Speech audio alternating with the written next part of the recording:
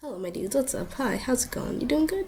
I'm glad you're doing good. Yeah, it's good that you're doing good. If you're not doing good, then get better. I don't know.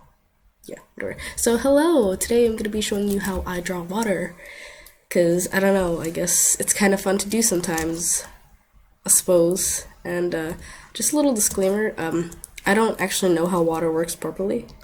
Like all the weird technical mumbo jumbo stuff.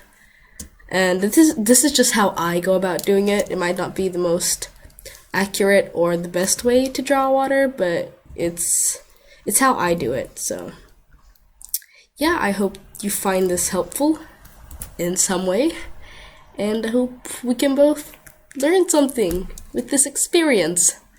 Yeah. Oops, wonderful. In it. Alright, so let's just jump straight into this. Put this on the side somewhere. Also, I'm sorry if I sound a little I'm still a bit sick, so yeah, sorry about that. So first off, we will start with sort of like the surface of water, I suppose, or like I guess underneath, depending where you're drawing. And yeah, we'll just let's start with that. So usually, if I want to do a like the surface of water, or just kind of I guess suppose the water texture, like those weird ripple things that you see. What I usually would do is, okay, we'll start with this small block thing here, because obviously on a proper piece you would do it like on a larger scale. I don't know, I'm sorry.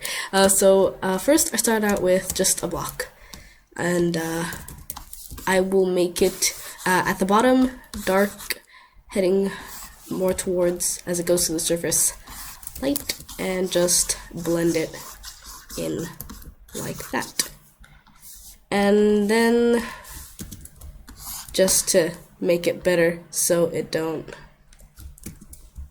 I don't know, wait, oops, okay, I goofed up, I'm sorry.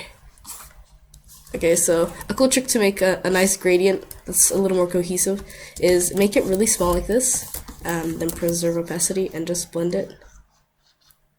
Yep. Just delete this. And then size this up, and it's a little more nicer, you see?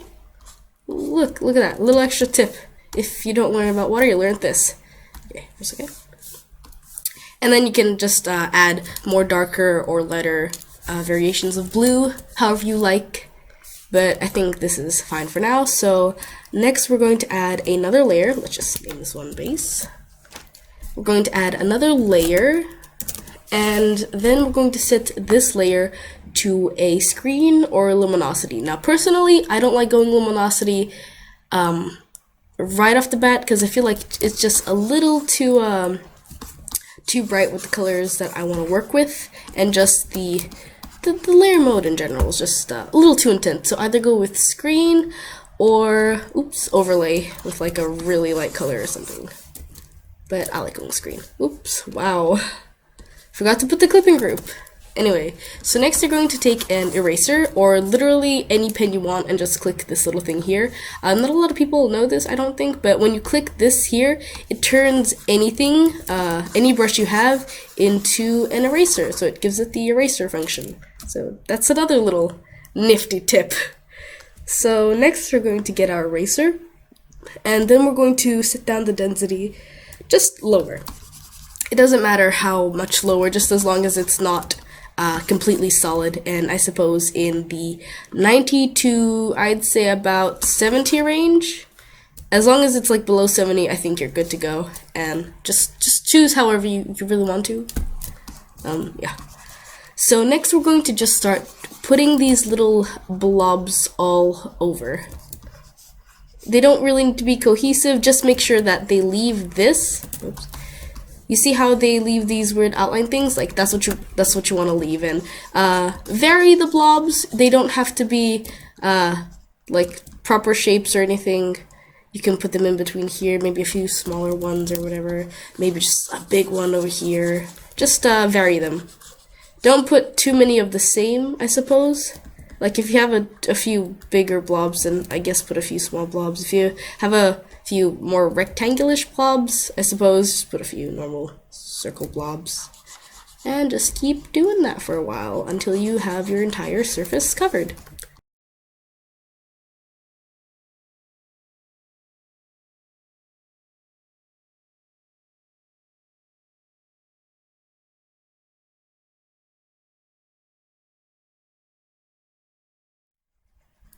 Okay, so now that we have that done, make sure to, vary the width and stuff between these little outlines around here and stuff. So now that we have that done, maybe put the opacity down a little. That's optional, however you like. You can go and do that later. But next what we're going to do is we're going to get this layer that this is on. We're going to copy it and paste it, click and group again, and then we're going to set it to either multiply or shade. Now, again, I prefer to go the less intense mode and just kind of, yeah. So what you're going to do is you're going to get it and you're going to just flip it or something and then increase the size or decrease and then just work around a little more. Both work, or you can just do this.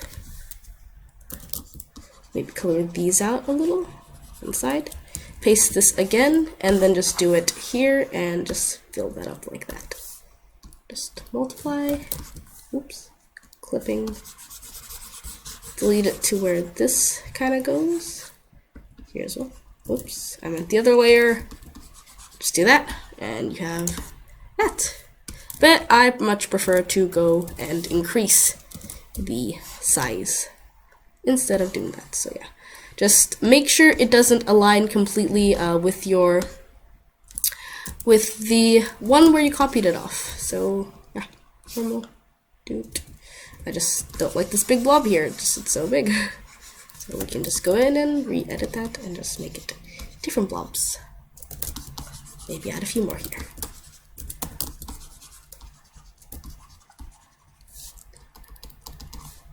Put the opacity however we like. I usually like to set the multiply layer on top of the screen layer. Put that down again. Oops. Once again, copy the layer from underneath, put it on top, clip and group. Oh my gosh, my layers are a mess. Let's just clean that up a bit.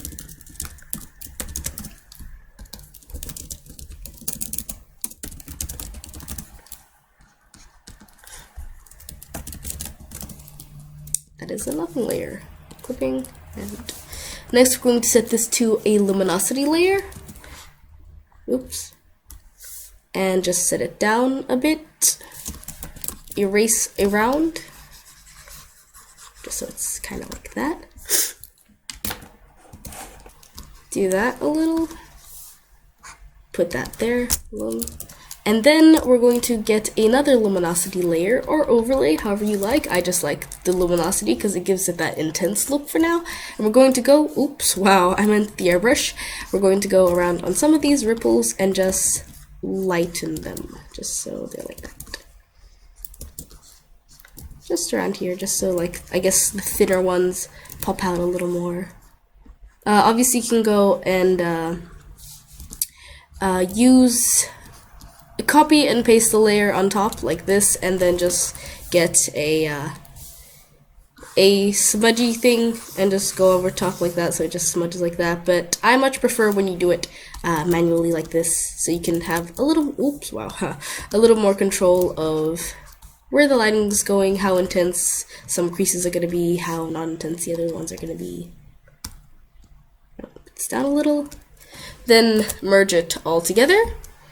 And then we go on top again with a multiply or a shade, whatever tickles your fancy, and just gonna go in some of these darker little hoop things, whichever ones you want, whichever you prefer. Oops. I meant to do that with a softer one. Or you could just blend it out. I was gonna blend it out, but that wasn't working out for me, so. Just go in like that.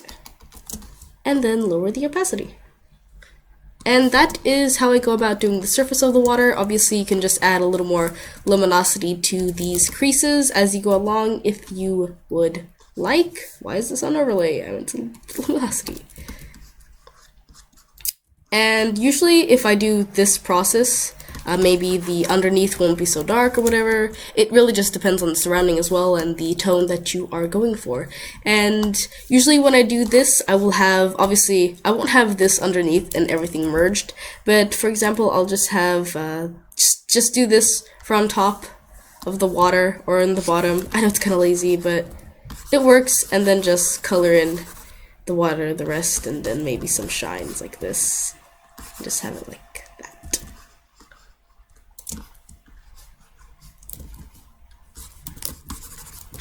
But yeah, that's I guess for the surface of water, and now I'm going to show you how I do like little blobs, or I guess bubbles. Not really bubbles, but yeah, blobs of water. I guess if you're going for like some water magic or something. So we're gonna get our brush, whatever brush, and put down a light color. Yep, there we go. Maybe add like a little weird droopy thing here. Boop. There, water. Ah. Okay, so we have our little water blob, right? And so what I do is I get a darker color. It can be a saturated or desaturated. Personally, I like to go somewhere a little more desaturated for the middle at the beginning. Don't make it too dark, but make it dark enough. And just go in the middle, and I usually do this for most little blob things that I have around, and any water body, really.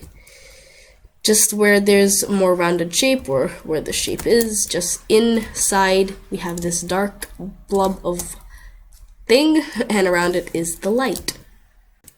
Now, it is optional if you want to add more saturated blues or not, but you know, I like to do that.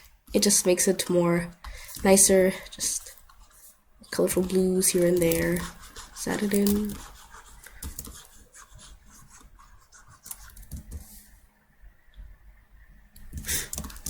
Next, we are going to get a luminosity or an overlay. It doesn't really matter. Just depends how intense you want it to be and where your shines are gonna be. Just basic shines. Doesn't have to be very neat. It can just be all around the ball if you want. And then we're just gonna lay it down really quickly, basics, and then we're going to blur it like so. Like really blur it. Like the shape isn't even there anymore. Maybe edit around a bit. Make the circle shape in here a little more prominent. Yeah, there we go. There we go.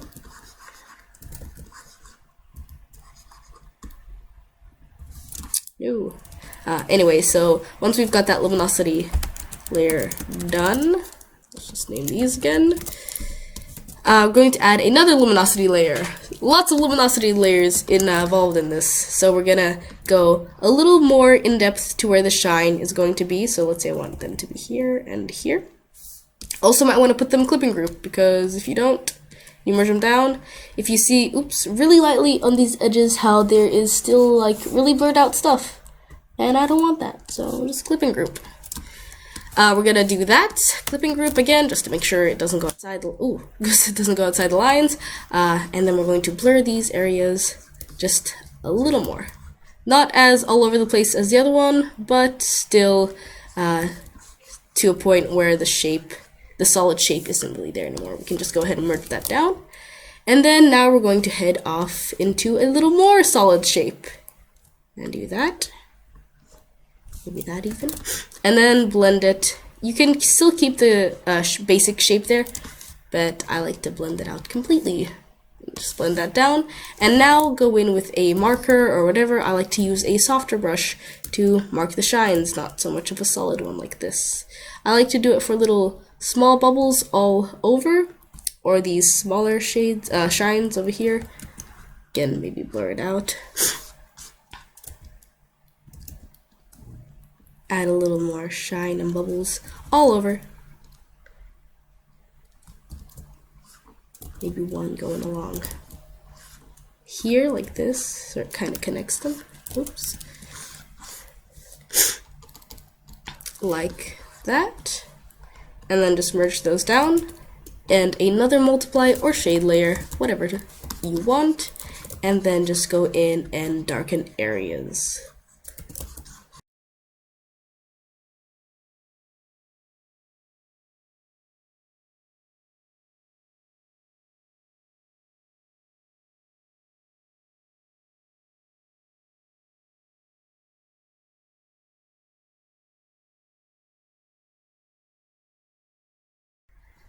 And that's pretty much it for this tutorial. I hope it was somewhat helpful. I'm not an expert at drawing water, but it sure is fun. even though it might not look the best or as good as I think it does. But yeah, I hope this helped. Do whatever you want to do with this information, and I will see you next time. And yeah, goodbye, my dudes.